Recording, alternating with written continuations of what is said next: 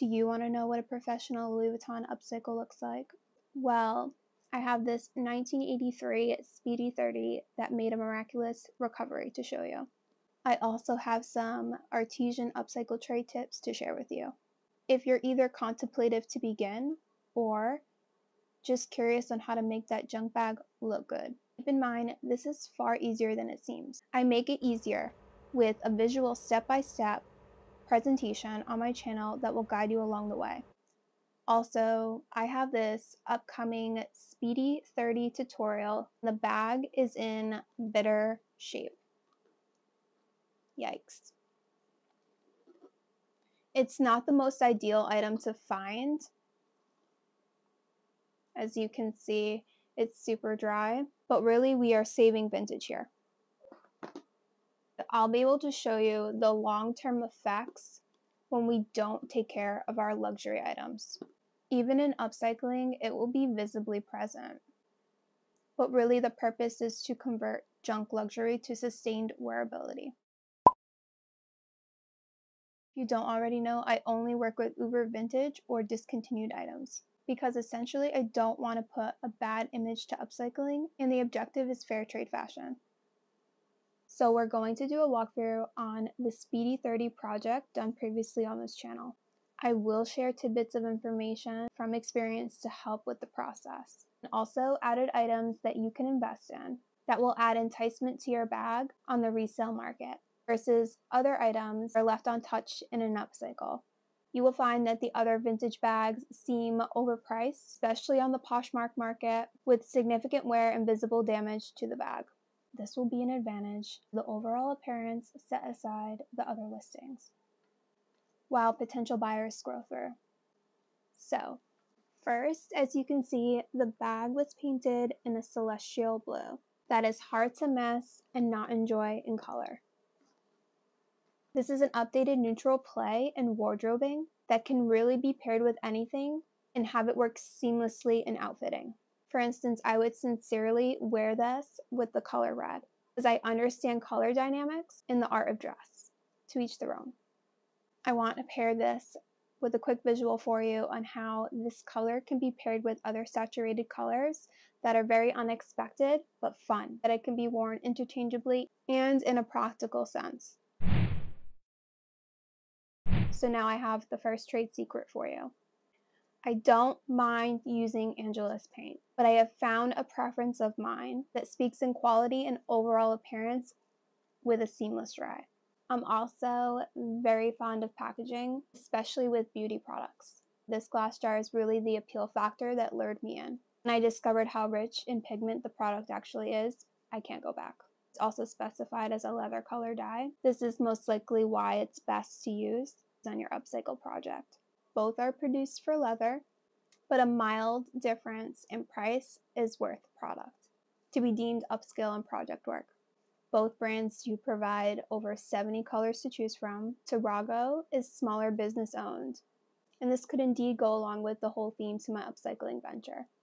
So Tarago it is. It's a secret to share because there's a vast amount of videos on YouTube that utilize Angelus as the go-to product for upcycling leather goods. I do want to take a moment to apologize for the quality of the Speedy 30 tutorial. I was dealing with lighting issues and footage being cut off. And obviously I can't blame it on Mercury retrograde. I'm not sure what quite happens. Usually it's the faultiness that happens with the first video, but I have another Speedy 30 for you that I can redeem myself with. There were essential components missing, quite frustrating, but I'll make sure that every step is covered. Poor guy will go through treatment within the next couple of weeks. Poor thing. Definitely needs some help. There's just some other video content that I want to release before then. Obviously, I don't want the tutorials to appear back to back, so we'll go ahead. I have Poshmark tips in store, and I also have a sneak peek into my Y2K wardrobe treasures. Next, we have another trade tip that I buy in complimentary to any Speedy bag upcycle that I work on. Not sure if you're aware of the term of the old Speedy's saggy bottom, but it's in reference to a diaper. Look out. Bags will age over time, so the monogram does indeed lose its shape and structure. In that case, it can look very awkward. But I have seen paparazzi photos Celebrities just rocking it. So hey, I guess it really doesn't matter if they're the ones that set the tone for what's in. There is a solution though, and it makes a world of a difference to the appearance of the bag when in use for yourself in the wear aesthetics. No one likes a bag dump anyway, where all the items just swirl in one big hot mess. So I invest in a base shaper. These can be found on Etsy with custom fits to each individual speedy size. What I like most about it is that it adds a bottom surface to the bag and your items have a place to nest, instead of all just sinking dead center while you're wearing it. Not only like a bottom surface, it also has the shelf-like bottom. It can actually have the bag appear structured as it was in its original design. This is a hack that you can add in addition to your upcycle creation. This exclusiveness adds a guarantee to the sale.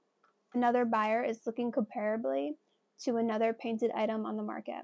Lastly is one of my own upcycle tricks to share. Of course, I'm not the only one to include this with my upcycled work, but I did create a version that was not yet on the market at the time, when I had begun a few years ago. I applaud those that follow because really it's the quality in the upcycling image that we want to keep intact. My term is signature add effects. What is that? Well, these are authentic Louis Vuitton items purchased separately, like added accessories, so to speak. These items add a signature upkeep in overall designer's aesthetic and in craftsmanship quality. Wanted to add a little pizzazz to make it anyone's wardrobe investment. The name tag and poignée is the first option. Utilize this on almost every Alma or Speedy bag that I work on. If I don't have a poignée on hand, there's an alternative option. So as you had seen on this project, there's only the name tag featured. So I included a matching non-brand snap hook hardware piece for an easy clip-on and clip-off. I keep the buyer in mind and still want to display a pleasing aesthetic to the overall bag. These hardware pieces are purchased on Amazon in packs of 6 or 12. The snap hook rivet,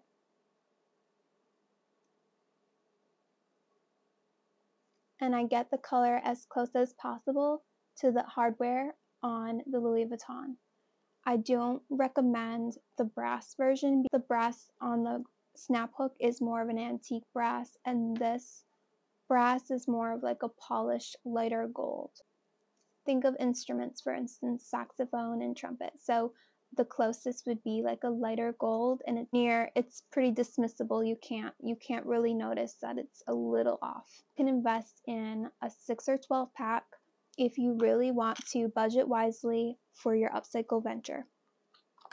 So I want to talk about the padlock and key. I understand they're a bit costly to include, but when the time is right, you can hunt a bid on eBay with a bundle at a wholesale price. They're vintage locks. They're all made the same. Unless you get a very antique version, you'll notice a visible difference on the front with the logo. It's worth it if you're going to be in the overall upcycle business, because one lock sold single-handedly will range between $70 to $100. The bundle I got was close to $150. All I had to do was polish the brass. Out of all the other trade tips that we talked about, this one is the most essential because it can make or break your sale. A lot of those vintage bags that you come across while scrolling do not include the original padlock that came with the bag. And yet these bags are severely overpriced, and they don't even include a padlock and key. So this will grab attention in a scroll through. Plus, you wouldn't want this added feature. Every buyer feels deservingly of it. You'll find that they'll ask and question. It's practically part of the initial design. It's a novelty accent to Louis Vuitton. Just think about investing in padlock and keys for your upcycle bag. I sincerely hope that you found this video helpful. I wanted to give a take on what I would have liked for guidance in starting this upcycling venture in fair trade goods. But also, it can be for those that are looking to create a single bag for their wardrobe. It's special either way. Stay tuned for more future content and upcycle trade and vintage tutorials to come, because I think I can provide entertainment with shorts that will alleviate what you see on your feed from other sources. I do ASMR sounds and visual aesthetics for your eyes, obviously through painting. So thank you for watching. Ciao!